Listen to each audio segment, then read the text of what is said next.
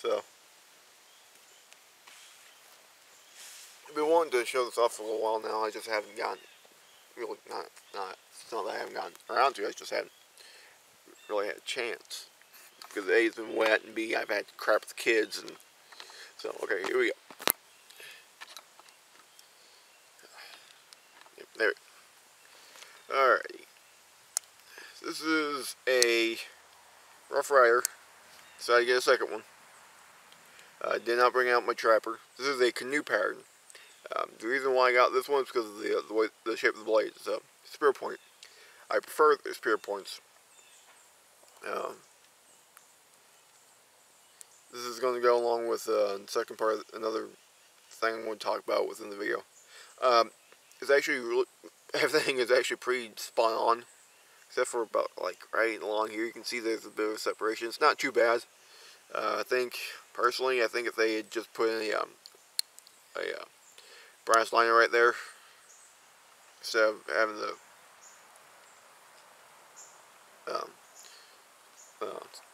springs put up against each other like that, it probably A, would have looked better, and B, would have been a little bit better fit to finish. Other than that, it's great. I mean, sharpens up even better than the trapper. I got this from Chicago Knife Works, by the way. I did not go with HR Knives because HR Knives, the one I got from them, it doesn't suck. It's just not the quality I was told to expect. But this is even better, close to the quality I was told to expect. I'm not using this one at all. This one is still razor sharp. I'm going along with the, some people call it a Nesmith trio. I say bull. Don't even bother calling it that because Nesmith did not come up with it. I call it a woodsman's trio. And I have mine out today, so just give me a second and we'll take a look at it on the chart.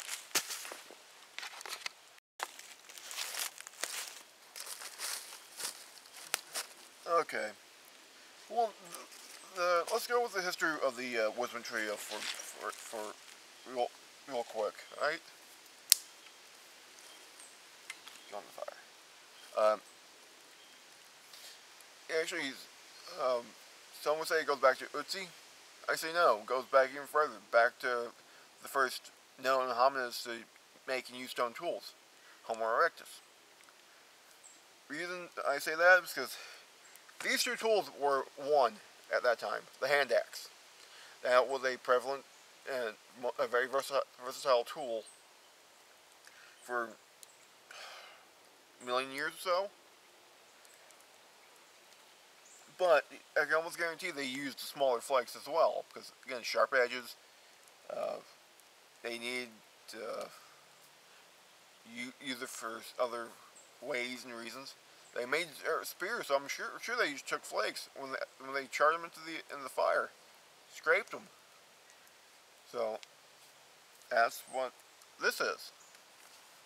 Of course, I got my larger axe here. I did not bring out the one I won from Randy Buzzard, but here's the reason why. I'm not going to use that again. It's too pretty, too awesome to use.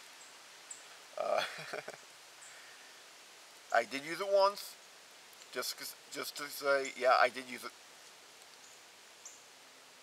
So, going from the Homo erectus onto the what's known as the Chalcolithic or the Copper Age. Of course, again, guys, this is just all my opinion, what I think. So, don't take my word for it. Don't believe everything I say. Just do what you use and do what you think is best for you and your environment. That's one big key thing for everything. Think of your environment. Anyway, even earlier Stone Age people, they had axes as well. So most of them carried something probably along this size, maybe a little bit smaller. Although they're stone knife, and I'm sure a few flakes as well, because again, smaller flakes for more delicate jobs. So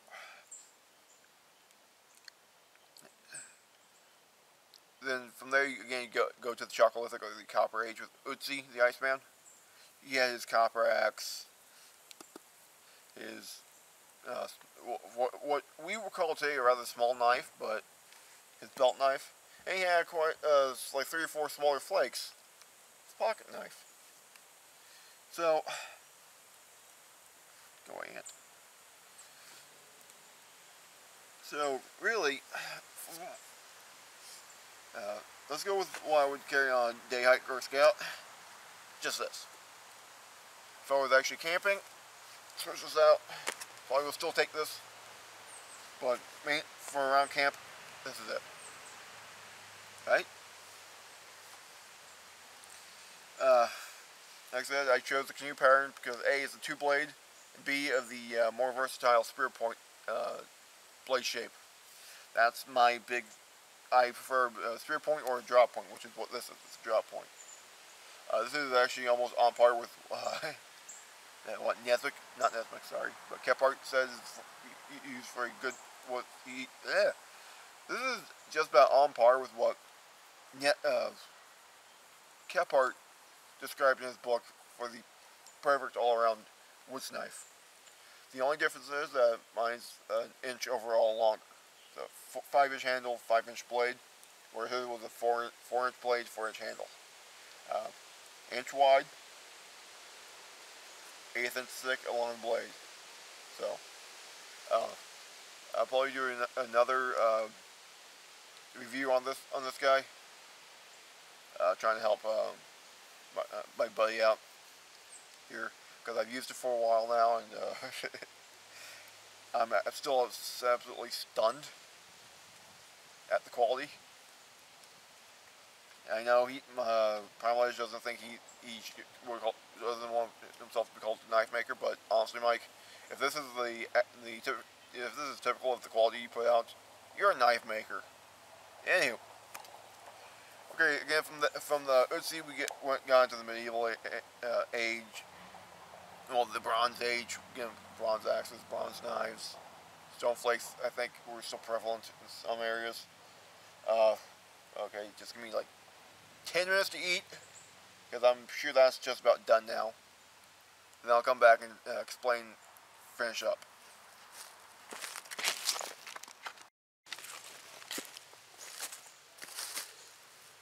Okay, lunch is over. Oh, that was good. Just beef ramen, but for some reason it just tastes so much better out in the woods. Alright. Chalcolithic. From there, we got to the Bronze Age, and then we got to the Iron Age. Iron Age is where we see a lot of the gear we know today. I'm not sure about the early Iron Age, if they had folding knives or not, but we do know the Romans did, at least towards the beginning of the first century CE, which is Common Era, by the way. I prefer to use that term instead of the AD, which is Anno Domini, which translates to Year of Our Lord. You know, folks who know me know why. Anyway.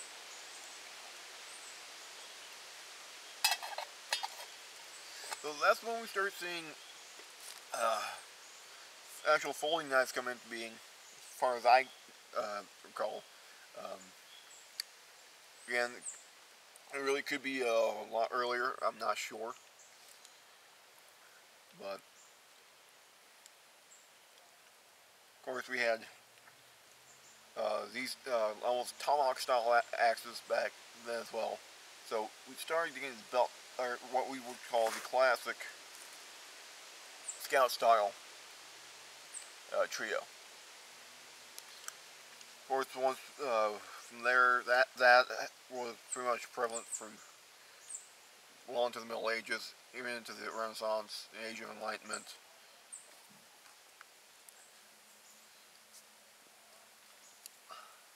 And of course, once we got into the Americas, the tomahawk became quite prevalent.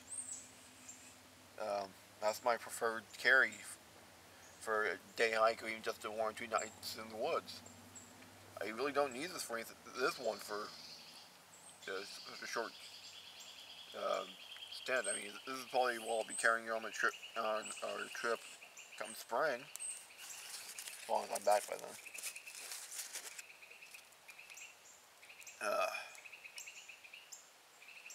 But like I said, this is a Scout. This is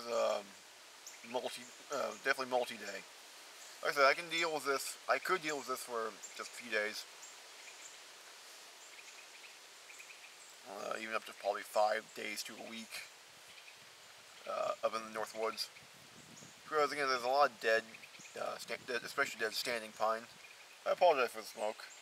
Once shifted again, so I could go along with this, but especially if we're just gonna be moving, I don't know exactly what we'll be doing as far as the trip goes. So I'm going to carry this anyway, just to be on the safe side. I'm probably going to carry pretty much just about everything I have now in my pack, and with the exception of probably some extra food in a market wallet. That's actually a really good idea. I can make one now. I had to buy some fabric to make a bandana for my son, for my younger son, for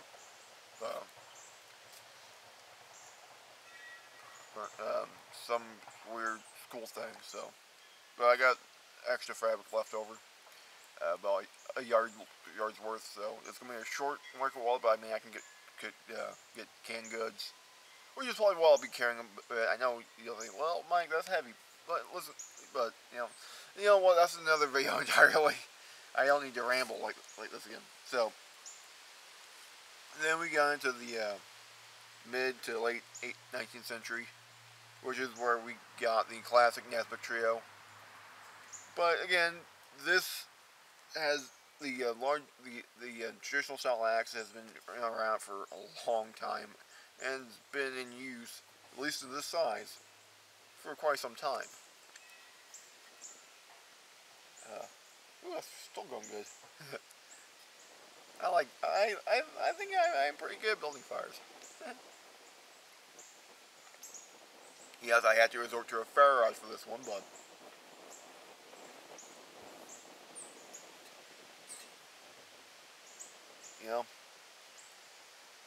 whatever. I mean, sometimes you gotta resort to some more modern stuff.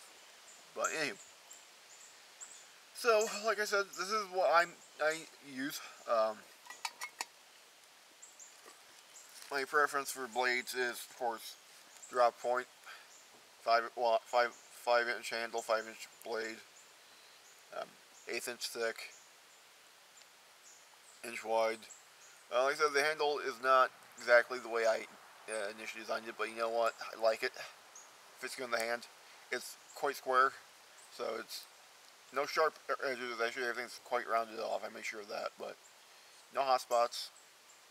And this, because of the square cross section, I know exactly where the blade is at all times, where the knife is oriented. I gotta fix that tip. That tip is on the dull side. And it almost looked like a chisel grind.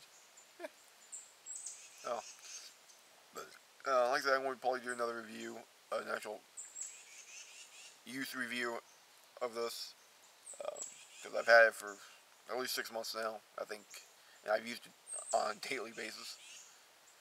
Not for wood chores, but for just about everything. And honestly, I can't be more pleased. So anyway, there's that.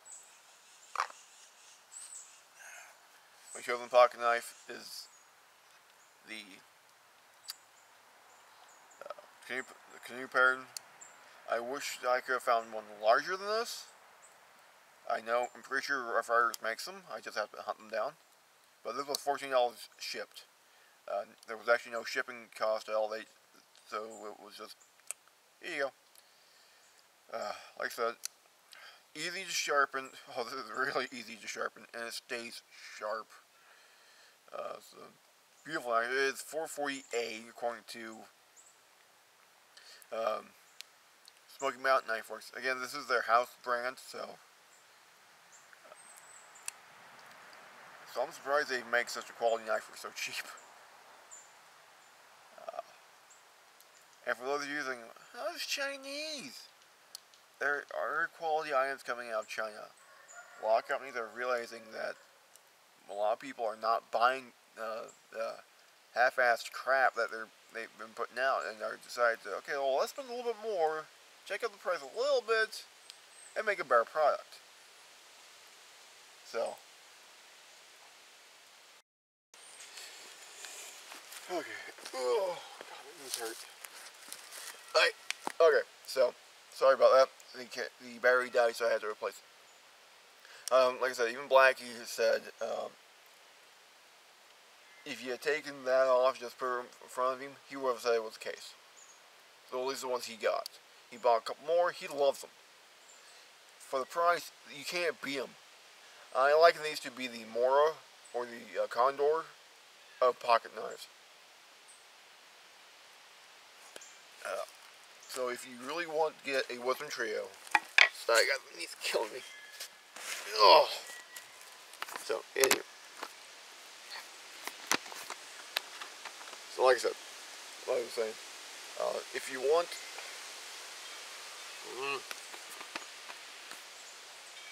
that's good enough.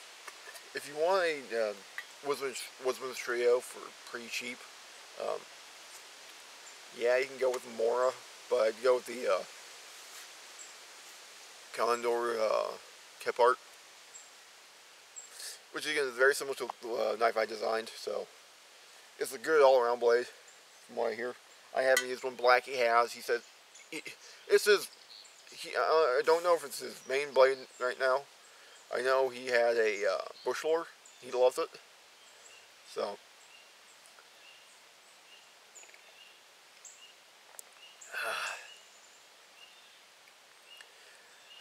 Nothing finer than sweet tea over brewed over fire. Anyway, go with the Condor Kephart. If you want a journal all around style, very how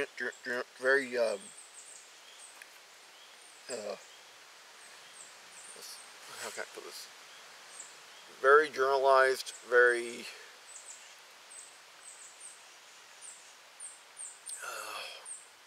Trying. I want to say basic. Versatile. That's the word. A very versatile trio. Get yourself a Condor Kephart. The canoe pattern, Rough Rider, and again, I haven't used it. I know people who have, and they rave. Cold steel, one of the cold steel tomahawks. There are some cheaper axes out there. Or again, that's another reason if you want to go that route. Look for the heads, or a really crapped out axe. Restore it, kind of like I did with mine. Not very. I didn't do that great of a job. But I mean, this is a work axe. I mean, this is a heavy use axe. But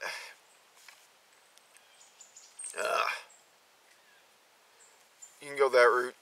That is even cheaper. I have no more than $18 into this. $5 for the head, like 12 or so for the handle. It was pretty cheap. And I mean, again, that's the way a lot of people are going now. Dave Canterbury is advocating that. And honestly, you can find some really great American-made axes that way. I'm no axe guy. Adirondack Woodsman is. If you really want to know what's a good brand, ask him. Canterbury has mentioned a few. I know Plum, from what I've heard, it's absolutely astounding for axes. A lot of these companies you'll find are not in existence anymore, or they've been bought out, renamed, and it's just not nearly the quality. So you'll want to go to junk shops, antique shops, yard sales, flea markets, estate sales, or some auctions, eBay, and you'll find a lot of these older, well used, axes that have a lot of life left in them. I mean, these axes. Well, I don't know how old this Craftsman is, but I like it. Like I said, I found this one for $5 at an indoor flea market. So, uh, some might say, well, it's a little on the small side for a boy's axe. But, you know, I don't like a really heavy head. I mean, I don't put a whole lot of, and I never had to put a whole lot of oomph into swinging this guy either. So, I mean, I think I still have some work to do on the edge to get the profile the way I want it. But that's going to have to wait until I get back to Maine so I can use my father-in-law's belt sander. So, but yeah, I mean, or again, if not, if you can find yourself or get yourself a Old Hickory Butcher and modify it into a Kephart style or similar to the Northern Woodsman. But I mean, you won't be able to do anything like that with a pocket knife. Like, this is probably as cheap as you'll find for a good quality blade. I'm really happy with this. Like I said, the only thing I wish it was a bit bigger, more like the size of my trapper, which is like a 4 1/4, 4 1/8, something like that. This is like 3 1/2 or something like that. It's really legal in most places, but you know, it came razor sharp. I mean, literally, it's shaved hair, just like I showed on the view of my trapper. Unlike that one, for some reason, I can't sharpen it up at all anymore. I think it was just, I think I just got a bad knife. Just a really subpar blade with that one. But, ooh, it's getting chilly. I'm going to have to go inside soon. But anyway, I think that's probably the best way to go about it. For your pocket knife, go with one of these. Whatever style you want. I'm not saying canoe pattern is the way to go. For me, I thought it was going to be the trapper. Nope. I mean, I like the trapper. I mean, if I can get the damn thing to sharpen properly and get back to razor edge, oh, I'll use that thing all day long for small game. But for general camp chores and just carrying in the woods, this guy. Again, that's the thing in Black and I was talking about this last Wednesday when I showed him the knife. The spear point and the draw point are very versatile, very good blade designs, blade shapes for general camp chores or that sort of stuff. I mean, you don't need clip points or skinning points or whatnot. I mean, this has a nice bit of a belly swell right here, so this will be still be a great skinning knife. I can use this for skinning game, small game. If I really have to go very, very small, I'll use this one. So I mean, these are excellent knives for the price. $14, and I wouldn't say this is as good as a case right now. Again, I've never used a case, but just based on what I've seen and what I've heard from other people who have cases and these, oh hell, Tom, Kephart user, has a few of these, and he loves them. Again, he has cases too, and he says, yeah, they're just about as good, if not better. So, I mean, depending on what you get, it all depends on where you get them, what quality you get. HR knives, like I said, I think I may have just gotten a dud with that one. Definitely got a gem here. I mean, you know, here. I'm pretty sure this is silver maple. I mean, look at that. Just hogging the wood.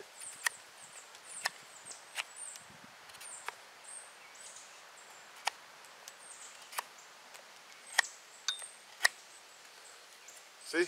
It's just hogs the wood. And you'll love this. Still razor sharp. I really haven't had to sharpen this up much at all. Actually, I've only done it once. So I've been using it for, like that for a while now. I mean, blades are amazing. I mean, like I said, I have not used this one at all, nor have I bothered to sharpen it, because I want this one to stay really sharp. I subscribe to that idea of Nesmic's, that pocket knife A should be multi-blade, and you should have one small one for uber sharpness, when such a blade is absolutely necessary, like field surgery or when you have to do some seriously delicate cutting. Again, like on small game. I mean, squirrels are notoriously difficult to skin and gut. Been there, done that. Well, depends on how you skin them and gut them, I mean. But, I mean, this is a good half-inch blade. Half-inch wide. Probably about 1/16 inch thick. I mean, it's sturdy. Yeah, the strength of the spring this way it isn't that great. But, I mean,